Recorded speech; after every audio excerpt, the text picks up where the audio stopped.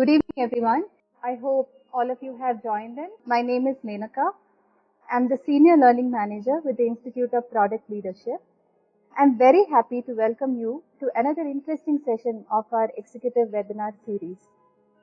Institute of Product Leadership has been hosting executive webinar sessions for more than 2 years now.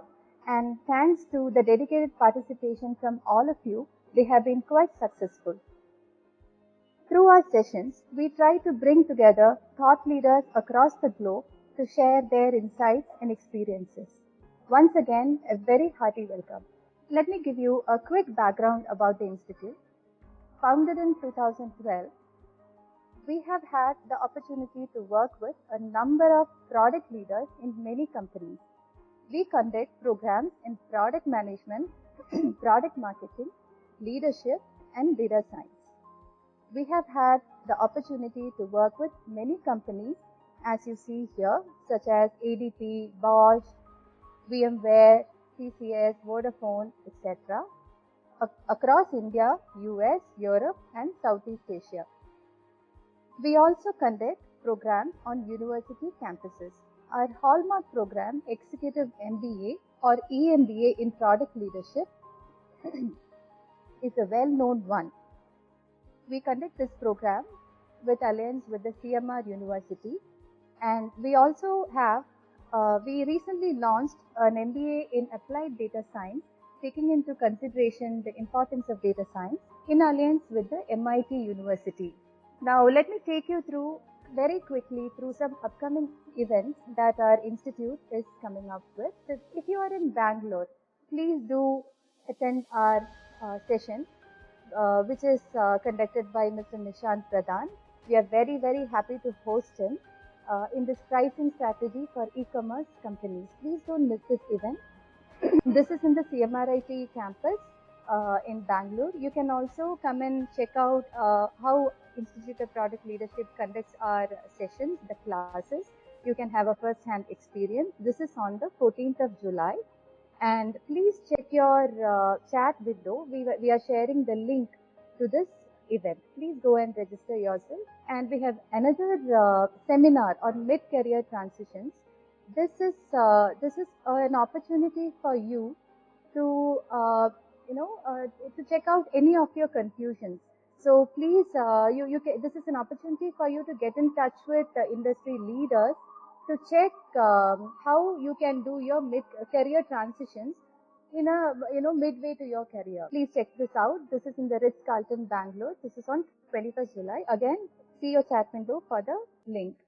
And if you are in Pune, or if any of your friends are in Pune, please ask them to attend this event. This is a product and data science careers info session where all your doubts regarding product careers, data science careers, how to get your toe inside any one of these, all these kind of questions will be answered. Please check this out. Now, coming to this session, this session of the webinar, we have a very interesting webinar today. The topic, as you see, is the role of empathy in data science. As you all know, the concept of empathy, it's been overlooked in all aspects of life. Let's see how this applies to data science. Being torn between your model and your instinct is something every data scientist or every data science professional goes through. And this is exactly what our seminar is about. A little about our speaker. So, Mr. Sandipan Chattopadhyay, he's the CEO of Xelpmoc Design and Technology. I'm sure most of you would have tried out the virtual trading platform in moneycontrol.com. If you did not know, Mr. Sandipan is the tech brain behind Money Control. And also, he headed the Just Dial's digital expansion. Sandipan has also played a key role in building digital platforms for Unilever, Hyundai India, Infoline, etc. He was among the first few to build Tata's first website, Tata.com. His love for statistics is well known. An alumnus of Indian Statistical Institute and IIM Calcutta. After his presentation, we will have a 15 to 20 minutes of question and answer session. Please type in your questions in the question window. we will be soon starting a session with Mr. Sandipan. And once we collate all your questions, the best question wins, the lucky winner, he gets a book. And this is the book which is suggested by Mr. Sandipan, Predictive Analytics by Eric Segal. So without much ado, let me transfer it over to Mr. Sandipan. Good evening, everyone. Um, I am not. I'm just going on to go through my slides, and I'm focused on India just to create to extend what was being told. I just want to highlight that I have focused solely on India. I have not had international experience, and everything that I have done and do and wish to do in future is all about India. And at any point of time, always trying to open up new markets in India so that more and more Indians can use technology as part of their way of life. And this has been the forte that I have worked on, be it money control, be it just sell, which are mass market products. Even now, what I'm working on are products for farmers, for truck drivers. Everywhere, India is the soul of it. Now, I just want to stay on this slide, though it's just a slide that just tell you that we are very lucky that we are actually born to two countries simultaneously. One is, as we call India, which we all are from, given the fact that I'm speaking English to you, given the fact that this seminar is being attended by people who are relatively from the well-off parts of society. But the real problems lie in Bharat. And it exists. It's essentially the foundation on which India stands on, and it is sort of the stepchild that we sort of ignore and get into it. So, if we are to make the solution for the next billion Indians, it is essentially the 200 million of us who are privileged out of the equation, and we are talking of the next billion Indian who need solutions. And for that, the postulate is data science is the only way to go about it. Next slide, please. So, essentially, what we want to focus on is we are living in the era of programming in logic. By the mid 2000s, you may say that all that was programmable, all that was logical, all that was in a repository of knowledge was programmed in. Predictive things were programmed in, things which were known to have what we call the NP incomplete state were programmed in, so that anything which is definitive was programmed in. And then started the era of success of businesses, which started looking at human elements like vague words like choice, liking, magic, serendipity, things of that nature. And that's the reason you saw a transition in businesses from, let's say, a Yahoo search to a Google search, wherein people just like that I'm feeling lucky button. And the entire thing was a little bit of randomization, a little bit of page ranking, which was secret at that time, which nothing but using a lot of data elements to see which is the link people have clicked on more. Forget which seems logically, lexicographically, and linguistically the most valid match, but what is the people's choice? And that makes a huge difference. Like you may have, you may look on, let's say, brain or let's say headache, persistent headache, and if you get a connection of do yourself favor or a do good medical site, which is absolutely got all the right words in the lexicographic context, vis-a-vis you have a site from, let's say, John Hopkins or Ames, you would use your discretion and go to a Ames or John Hopkins site because there's a subjective element to it. Now, these are things you cannot always predict. I mean, given something, you can explain why it happens so, but a priori, the number of variations are so huge that you cannot programmatically handle all such outcomes. However, if you take in choice as an input to the weightage for the next search result, it starts giving weightage. And similarly, you started seeing sites like Orkut getting replaced with Facebook just because it had a like, it had a discovery mechanism saying that this person may be a friend of yours and they did something. I mean, there is no logic, so to say, in the strictest sense as to why someone is more likely to be a friend than the next person. But people found out friendship happens in networks. There's a possibility that my friend's friend is a chance. I mean, it all seems common sense in retrospect. But the fact that we took that step of illogic is what made the transition happen. And since then, we have been trying to make our programming and all more human element wise. Next slide, please.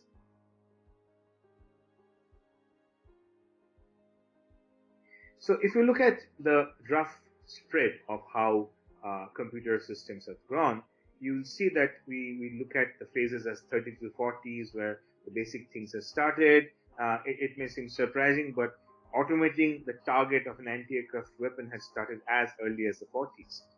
Just at the end of the World War II, it was almost automated, and that means detecting, looking at the signage, following a trail, and then kicking that off. Now, analytics first started solving stock problem like 1956. The shortest route problem in air travel, when it is non-Euclidean geometry, is not a trivial problem. It is of a geometry on a spheroid. The shortest route is not that easy, but analytics solved it. And then it started showing that when compute is at your disposal, machines can do things faster than humans can, and people could go for new rules, new charters, and all those things. Then came the era of analytics going mainstream between the 70s and the 90s, and you would remember some of the remnants of those era being Amazon, where eBay is almost gone. And funnily, it's in the end of that phase in the late 90s when Google applies for the algo to maximize searches of relevance that we talked about. By the way, the term big data was first used by NASA, and it was in the early 70s that NASA first used it to just deploy. They were the first guys to get huge amount of data, and they didn't do that. And between 2000 and 2000 and now, if you look at it, there is a huge shift that has happened in terms of the widespread use of analytics. It has become more mainstream. People are using it. These are all terms. Remember that a lot of it is jargon. Big data arrives is just a statement in terms of marketing jargon. The fact is that even today, very few Indian companies have as much data as Indian railways had, let's say, 20 years back, in terms of just the breadth of data. And at that point, they were analyzing, churning, predicting. It made a system run. It made a country run. It gave back hope to a country that I can buy my own ticket without a tout. And frankly, it needed a lot of data analytics, and that was surrogacy. So technically, if you look at Indian Railways, if you look at Amul, India has always leapfrogged evolution by using data analytics and data science in a very human and very jugaad way, a very typical Indian way of applying a lot of common sense into it. So in many ways, because of maybe sheer size of our population and the problems and the way it's propagated, it is essentially been data driven for any of the successes we have done, be it census, be it that the largest exercises have worked out very nicely in India. And the future is equally, if not more, interesting in its outlook in terms of what it is doing. And you would see a lot of these things becoming, I don't know how many of you have seen this minority report of the precogs of being able to do it, but data analysis can predict, and these are having something uncanny and sometimes unnerving accuracies in being able to predict certain crime things. Rare disease solutions would be there. You could do it, and there's a big hue and cry about job loss and all. Yes, anyone who's not adding value has the risk of being, pushed over by systems which can do better. Now, there's a slight dichotomy and slight fallacy there, which we have to understand from that perspective. A machine or a program is human trained. It is not necessarily more intelligent than humanity, but humanity is more of an average of a lot of human beings.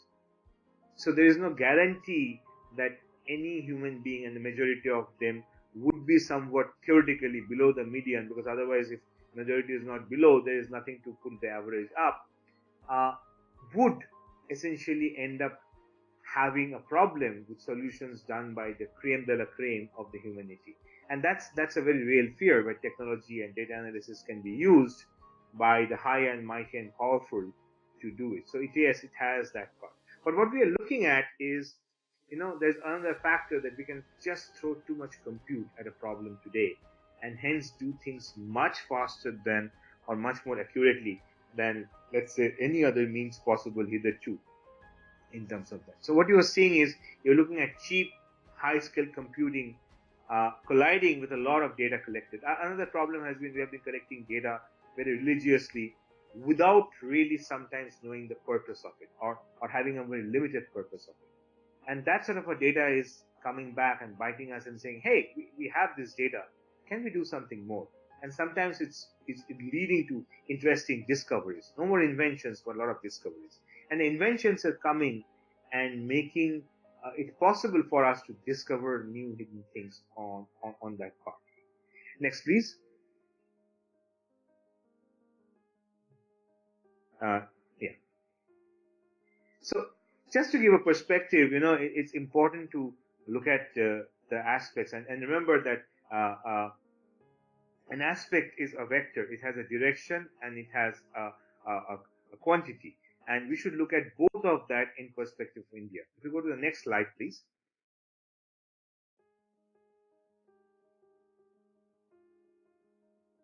So these are numbers which we more or less know. Now, remember that Jan Dhan is at around 290 million Jan Dhan accounts are there. There are 350 million smartphone users. I'm not talking of cell phone, I'm talking of smartphone users. Now look at the other factors also, that how long has Jan Dhan been there? I mean, effectively just about 2 years. EKYC, which was started just 3 years back, already has 340 million users. There are 1.16 billion other enrollments already in terms of just a 7 to 8 year time frame, maybe 10 if you look at from the design phase. And there are 1.06 billion phone numbers registered in India. And at the rate of 3 per second, netizens being born, that means three more Indians every second are getting on the net to do that. Now, of course, this will plateau, this will do it. But what is important is not only are the numbers very, very staggering, the rate of accumulation or the rate at which they have grown and exploded is mind-boggling. I mean, Jio could onboard a billion subscribers, close to 870 or 900 million users, just riding on the back of EKYC, and that's not a mean feat. That's a huge feat. It's fascinating with Aadhaar being there and doing the EKYC on that part. This EKYC and of course the government EKYC, the bank EKYC, and Jio's EKYC are different levels of EKYC. But that said, the fact that Aadhaar could come as a foundation on which, using data analytics and big data, a Jio could deploy a rollout on that part is amazing. I mean, if you look at the benchmark of what took the fastest to grow to a billion, Jio actually bet Pokemon, which was the previous record holder, in terms of getting a billion subscribers in just about 40 odd days. And that's staggering in number. So this is the kind of dimensions you have to look at. Now, next slide, please.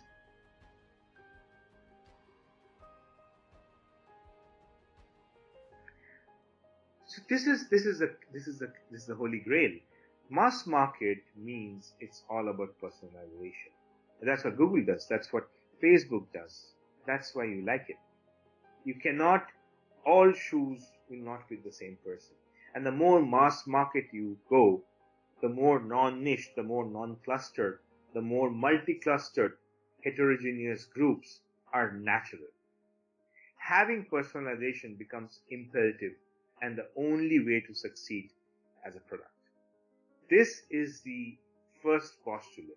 Next slide, please.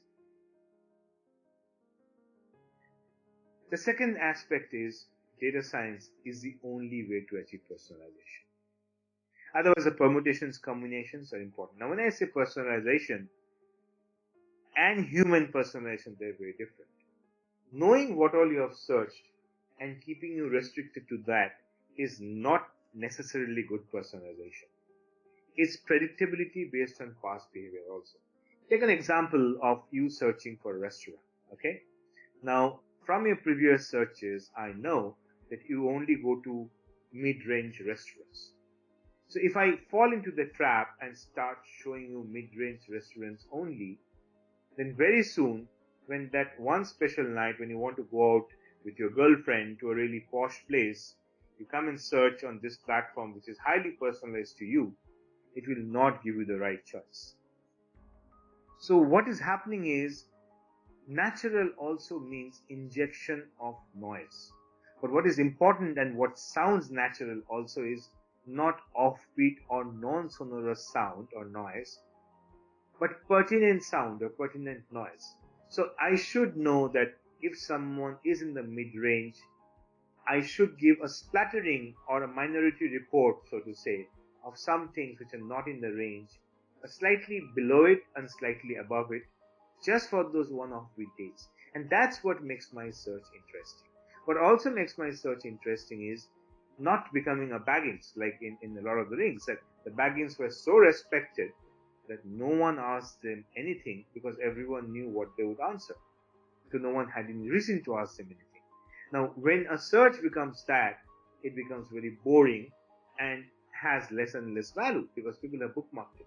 The reason Google could beat an incumbent player like Yahoo or MSN was they used to, one was the page rank, of course, and they used to randomly sort results just to see which ones are new takers, or they would fresh the page depending on the fresh results and give currency and all. So they devised that randomization, which is very good. So that is exactly what is there. So personalization is not about data analysis only.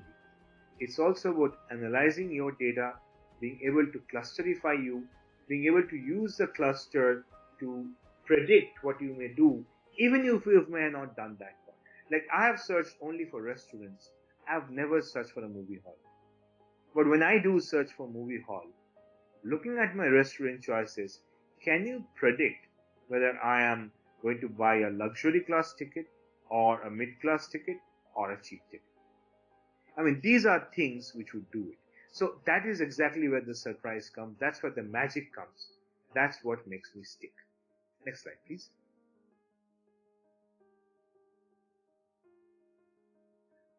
This is the new 3D for the business world.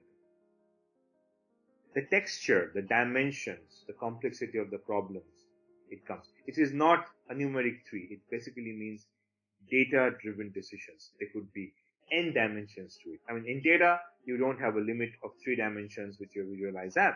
You have time, you have space, you have aspects. It could be any level of dimensions. But doing this is what is there. Now, this is all about data science and how it is very important in the current context. Now, let's switch case and come back to a little bit of psychology and a little bit of postulates, which is where I think I wanted to talk about. And this is my personal belief.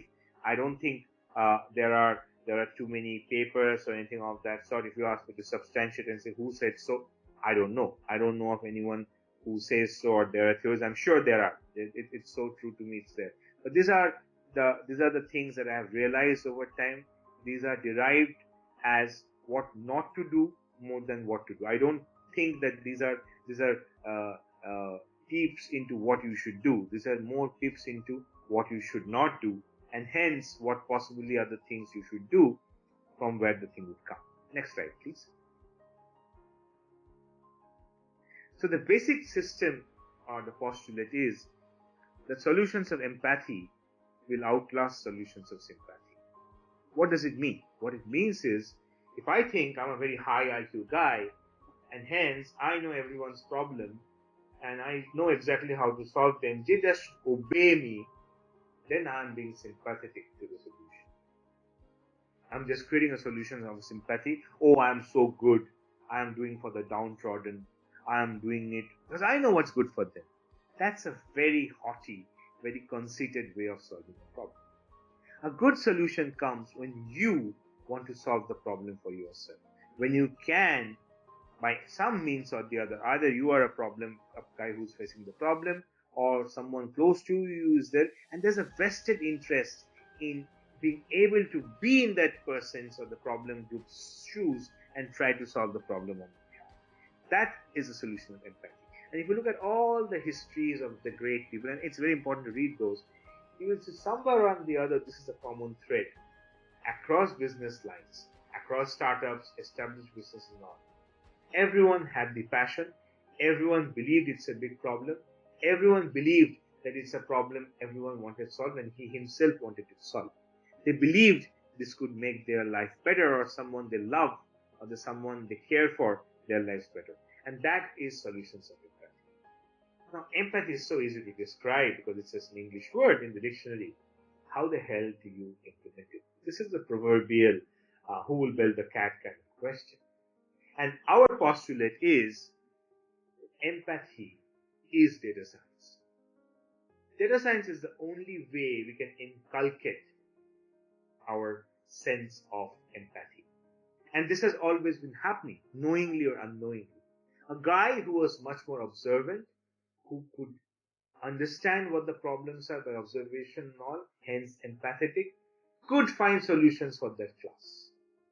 Now what we have done is we have taken off this as a gift to data science and given everyone a chance to grow empathy by just giving them data analysis and data visualization tools, which will help them to understand what the problems are, what are the clusters of problems, and hence give them a method to understand and to be empathetic to the problems that's being faced by everyone. That is the power of data science. And in my belief, it is just a representative and it's just a way of knowing how to numerate and how to develop and how to understand what is the empathetic need for a particular problem space. Hence, data science is so very important to whatever we are doing and whatever we may do for any mass market product. Next slide, please. So how do we build in empathy? Build in, mind you. Build empathy is a very subjective, personal question, but I am talking of build in empathy into whatever we are doing pertinent to data-driven decisions or 3D. Next slide, please. And this is what we are saying. Data is empathy. The biggest factor of data is essentially, unbiasedness. If you really are into data and you are okay and you're open-minded, it's there. It's a very human thing. It makes you a very humble thing if you're data-driven.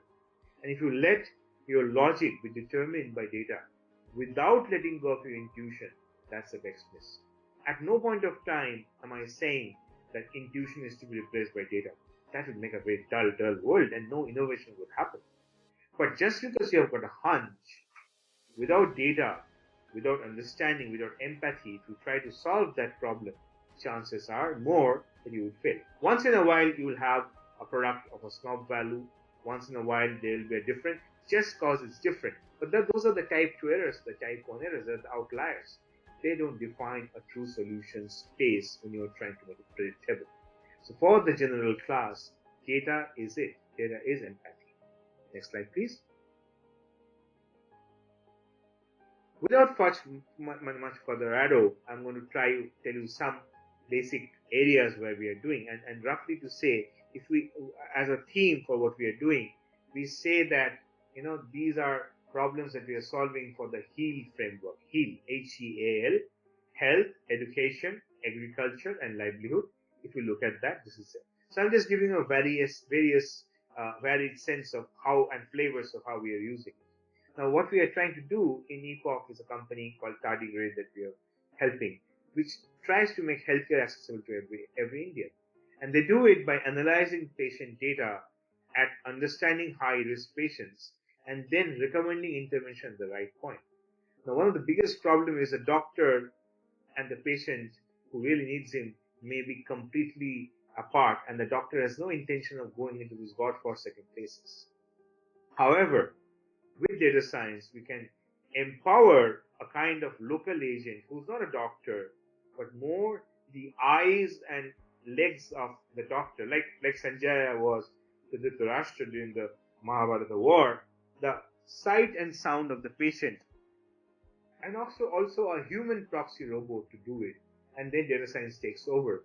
Then probably we can let medicine and medical facility reach every nook and corner of India. That's the premise of it. Next slide, please. Next one is Mihup. Mihup, by the way, is one of the top 50 in the world in AI ML, And here we're using a lot of data science to come up with basically a chat system or a unified language which can facilitate human to machine, machine to machine, human and human to human interaction in forms of chat. But what it does is it tries to be a speech to text converter for vernacular languages.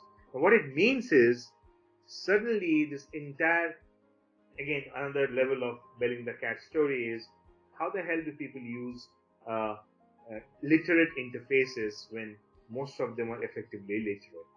And when you look at it, think of a scenario, we're talking of financial inclusion, we're talking of great things, but the reality of India is, Mukhiya ji, mera password kya hai? And Mukhiya ji, being a very nice guy, has the password of the whole village. And because he is a Buddha Admi, and he has the password of the whole village, he has kept it very simple so that he can remember it. And everyone's password is 1, 2, 3, 4, 5, 6. So without the right tools and the right practical elements of it, these are sitting time bombs. Biometrics don't work all the time. It's very costly. It's not accessible. So what are the ways?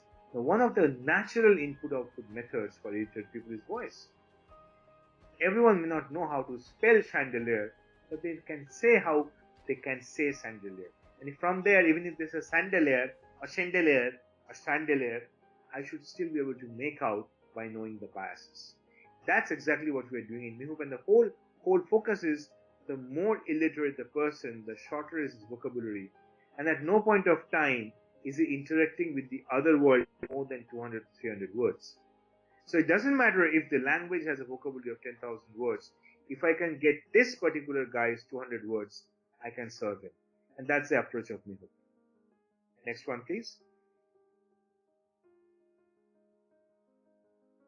This is one of the largest implementations of that. Let me tell you the end picture. All the numbers are great. You know what is happening. But what it has done is it has been able to increase the farmer's income in Bengal by 2.4 times. This is government records. This is not data from our service. This is government data. 4 times in the last 6 years. And we have used extensive data science for this by looking at the soil samples, collecting them, accepting the factor that government labs will not be accurate, juxtaposing them with satellite data, correcting the points at that point, keeping that and advising farmers what to do. And again, this works in the multilingual, it works over the phone. And the way it works is you call up a toll-free number as an illiterate farmer, you post your question, at the moment it's a person taking the call. The person just types in on your behalf and then our system goes to work. It looks for the right answer. If it's not available in its vocabulary or its bank, it notifies experts and seeks an answer automatically. Once the notified or the empowered or the competent authority has sent a proper answer, the answer is automatically made to speech by text-to-speech routines. And an SMS goes to the farmer who had made the call, saying that your answer is ready. Please click on and call this number to get the answer. And because we know who had called by the telephone number CLI, we know what answers he's expecting, and we play out all the answers to them. A beautiful Google or more than convoluted search like Google being done purely over the phone without any interference or dependency on legibility or literacy on the end user's point of view. This is there. Next slide, please. And the fourth slide is basically a company that we are trying to build as, let's say, the Amul of textile manufacturing. And here we are trying to build, let's say, the clothing or the apparel demand supply graph of India, and trying to say, can we minimize and break up the entire production and development and supply chain thing so that people can get local varieties at cheaper cost for better quality, and we can go back to organic farming and revive a lot of employment generating schemes on that part. And how do we make sure that these natural, like you cannot not do a factory to make a narrow line, but to make a shirt, do I really need a big factory? In the big factory, is it really worth it that someone is putting in money and raking in money by getting a huge profit because there are no people working and robots are working? Or is it better that each one earns lesser on income, but the income is distributed and the super rich don't become richer and all. These are ethical calls. But what is common among all these four? So they're very interesting cases. There's a lot, it's very simple to talk about it, but there's a lot of science and technology and execution prowess that goes to make any of this successful. But what is the unifying thread is, if you notice the passion or the practicality or the common sense applied, they were all data driven. They were all made out of empathy by understanding the real problems. And that is exactly where the focus is. Now, this is exactly what we are trying to say as general things of what is there that's going to happen. And these are things that will impact each one of us, and we are also going to fall prey to it. So this is just a way to show you how you're being manipulated without even knowing or being, and just to tell you that it's so simple that it's effective. But there are good and bad sides to it. I'm not making a judgment here, but just listing down the kind of things you're subject to every day and every interaction you make. Next slide, please.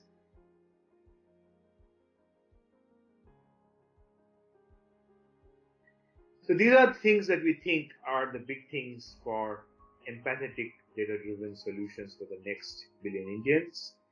Natural language processing with local language, identity analytics recognition to behavioral pattern. Imagine being able to give a credit rating depending on how authentic the guy's voice is sounding, how realistic. Like, the banker actually does this judgment calls that jhoot bol raha hai ki sach bol raha hai. Is he lying? Is he telling the truth? They can sound it out. Can we develop mechanics for it? Predicting the future, not the Jyotish way, but the data Jyotish way of looking at it. Of course, they'll say that's also data. It's just the planetary data, we're talking of terrestrial data here. An upgraded version of health, education, agriculture, lifestyle kind of things. Connecting similar human skill sets with relevant workplaces with data mapping. It's going to be very critical. Jobs are going to be the biggest problem creators and drivers of growth or degrowth for our economy. Making sure people are skilled to the right level becomes so important that this will be there. Now remember, all these solutions, again, the common thread is they're all coming out of empathetic needs of what is our environmental shoutings that we hear as human beings who are concerned for what is happening. And I think the last slide is there. So I'm at the end of my monologue, which is very boring for me. I hope not so much for you, but I would love questions, and I would like to take them on as soon as possible on that part. My contacts are kept there, so you can always tweet me or something. I think that's what most people do, but would love to take some questions. Thank you so much. So we have received a lot of questions, but we will be able to take a few questions, say 4 or 5, given our time constraint. The rest of the questions we will make sure to get it answered from the speaker, and we will be sharing it with you. So here are some of the questions. How much of a role does bias play in data science algorithms? Well, it is the foundation of algorithms. In data science, especially your observer bias or your pre-notion, so to say, is the make or break of the success of the algorithms. And that's the reason it's advised that you go with the plural form of it. You essentially have multiple contenders, and then you choose one of them after it's been proven there. One trick is there that how you apply data science in ways. If you want to prove something, don't try to take that as your hypothesis and try to prove it. That's almost like a fallacious self-fulfilling prophecy. It's a stronger proof when you take the alternative hypothesis and try to prove it and fail to prove it. So suppose you want to prove A, you have to take A complement and try to prove it. If you cannot prove A complement, that's a stronger proof of A than taking A as a null hypothesis and try to prove it. So there are ways to remove bias also, and there are simple ways to do it. This is a standard, but yes, bias is key. Bias, by the way, bias can also sometimes be favorable also. I can have a bias towards a particular thing and need to deal with that. There is another question. In the long run, do data scientists with empathy do better than ones that lack it? Are there any facts or interesting studies have been done in this area? Well, I mean, It's most anecdotal. There is nothing to. It's a science which has not been tested enough to come to any of these hypotheses. But prima facie, in any science field, we have seen that people with empathy have usually done more better discoveries than people without empathy. Like, I don't know how many of the brilliant inventions of the German wear machinery still exists, though we have taken derivations from it. But we all remember the ones which did human research and human ways of doing it. So empathy has always been a long-term winner, is a belief. Again, it's a belief system. There's nothing to prove or disprove it really. But typically, I guess, I mean, from general common sense, it seems to be the right thing, because without empathy, you are not really very savvy about the market. So unless you really strike gold by being able to predict a thing which people didn't know they need, and you hit it, you may not be a winner. And I can give in my mind, I have a contradiction that most people would say, Steve Jobs, did he really have empathy? He was so arrogant and all. I think he had extreme empathy. He had empathy with the factor that the end user doesn't give a damn about technology, and he needs an end experience which is very smooth. And he drove his team to reach that result. So sometimes people think of empathy and nicety synonymously. That's not true. Empathy is being able to understand the problem set with a singular focus, being able to attack it. Thank you, Mr. Sandipan. Could we take one more question? Please go ahead. I have lots of time. I hope I kept a lot of time, because I like questions more than doing monologues. Yeah. Thank you so much. What type of algorithms are used in personalization in data science? So there are various types, and every day there's a new algorithm type that comes up. Some of the most popular stable ones are, of course, the age-old regression, stratified sampling, cluster analysis. Then the new era ones, which are slightly random mathematics, like NLP, natural language processing, is one area which applies neural networks in some ways. A lot of algorithms have been developed using genetic algorithms to find out user methods. We use a very old system which used to be used by sociologists even 300 years ago, literally 300 years ago. I'm not slipping up here. In the 1770 onwards, when exploration for Africa and Asia had just begun from Europe, it's called EDM, ethnographic decision modeling.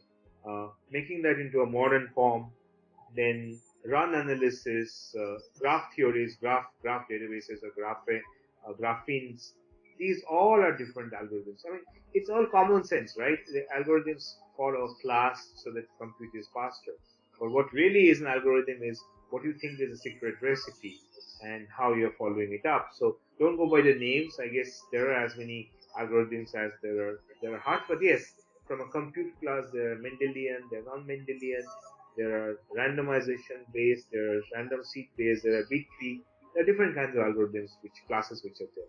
But broadly, I would say 7 to 8 types can roughly, or a mix of them, roughly define all the ones we are doing today. That is not to say that we will not get new algorithms tomorrow. I hope the answer is clear. There is another question. While practicing data science, how do we bridge the communication gap between those that will benefit most from the data, don't understand it? Well, that's exactly the point. That I'll give an anecdotal story of Lagrange and Euler, who were teacher students. And Euler used to tell Lagrange that you think you have learned it, then go and explain whatever you have learned to the man on the street. If you have really got it, he will get it from you. Otherwise, come back and learn it again. I guess that applies. They don't need to know what you are doing. They don't care, and they should not care. But everyone should be able to see the end result of that part. I guess that is the key part. Most people think data science is a process with no end results, and it is more of just jargons and all this. But without end objective or user benefit, data science is nothing. A common man, all said and done, can perceive what the benefits are coming to them. So Aadhaar, the data science part of it, may not be understood by people. They may not understand what's a hullabulla about saving my fingerprint on something, or it should work magically no matter what I go.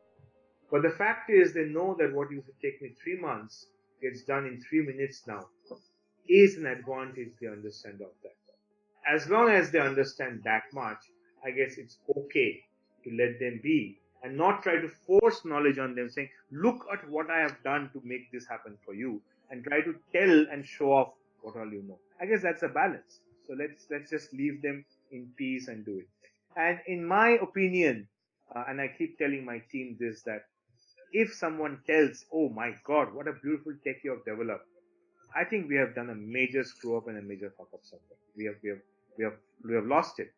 If someone comes and says, this is how it's supposed to be, what's the big deal you have done? Then we have done our job well. So I guess it's a simplification, and the fact that you can make it seem intuitive is the biggest achievement of data science. If it shows off as very high tech or a very high thing, or if people try to understand it, it's complicated, I think then you have lost it. Thank you. And here is a slightly controversial question, maybe. So Sunish Babu, he wants to know, data science is also used for military purposes with wrong intention. What is your opinion on that, especially concerned with data empathy? Well, wrong and right are very subjective, right? So if I, as an Indian, am able to use data science to find out uh, where enemy penetration is happening from and have measures taken to sort of weed out the evil, from my perspective, evil at the root. From the other side of the guy who's being weeded out, it's a very unfair practice. So I guess that's a very subjective part. But mota, as I said, that uh, you cannot, within a particular cohesive legal structure, anything which is aiding the minority at the cost of majority is what is broadly unethical. Among clusters, it's very difficult to judge. I really don't know how to do it. I am myself puzzled. I feel for a kid killed by my army, my country's army, but I know without that, probably I'll be unsafe. So I don't know what the balance is. Should I lament for the kid, or should I feel gratitude that it was one mistake that happened so that my kid is safe? So those are dichotomous questions, and I don't think they have any easy answers, and it is not something that you do. But surely, what is wrong, and I should focus on making sure that doesn't happen, is a set of powerful people does not get the chance to use it to manipulate and exploit the majority. I guess that's what is uh, at the level of what we can say is good or bad. Thank you. One more question is, empathy seems But somewhat Sudhir related. Babu, if you feel that you need further clarification, feel free to ask more follow-on questions. These are tempestuous, I would not say debatable questions, but slightly dichotomous and open-ended questions. So if there's a specific thing you want answered, I would happy to try. Sorry, Thank you. I disturbed you. Please Could go on. we go to the next question? Empathy seems somewhat related cultural. How can we design empathetic 3D solutions that works across the globe? It's a tough one. It is not possible. It has to be localized to a large extent, but of course there are generic trends. You don't need to know that the global empathy for a starving child is universal, irrespective of the place and all. But mostly at the level of operation that we do, it's always contextual. So in the initial heydays, uh, Facebook was not very empathetic to non-English speaking users, but today I think they support close to some 80 languages, and so do computing systems. In a Chinese system, other than Chinese, there's only English or something of that sort. So which is more empathetic is all about what is the target audience, and as long as you are serving to that particular focus, it's great. So I would say that universal empathy is almost like very godly. I think humanly it's not something we can achieve. Thank you. And here is one question from Hamid. This is a question which a lot of us have been thinking about.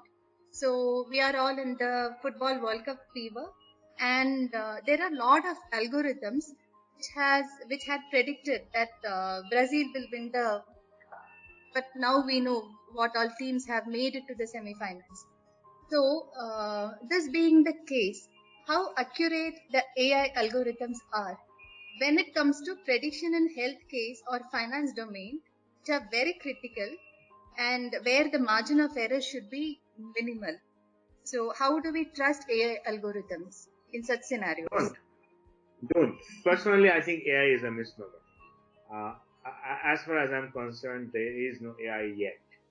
I'm not saying it may not come. I wish it doesn't, but it is, as of now, to the best of my knowledge, non-existent.